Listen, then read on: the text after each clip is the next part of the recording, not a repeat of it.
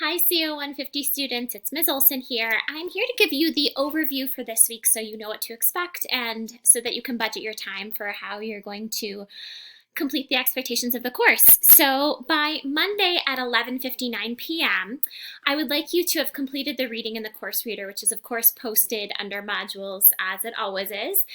And as you're reading, try to engage metacognitively with the work that you're considering before you so that you have questions in mind, responses in mind that will help guide your discussion post.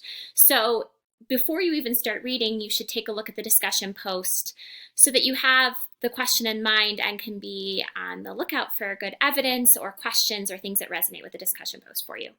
Then by Wednesday at 11:59 p.m., you're going to create a thoughtful response to the discussion and post it there.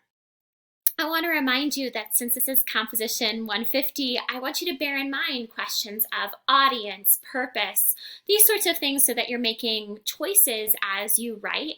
This is also a low stakes way to get feedback on your writing. So consider this kind of killing two birds with one stone, both responding to the reading and practicing your writing.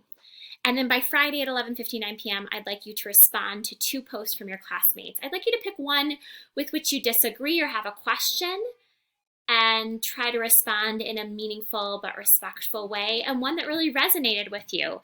And then take a look at what your classmates have responded back to you. Thanks so much.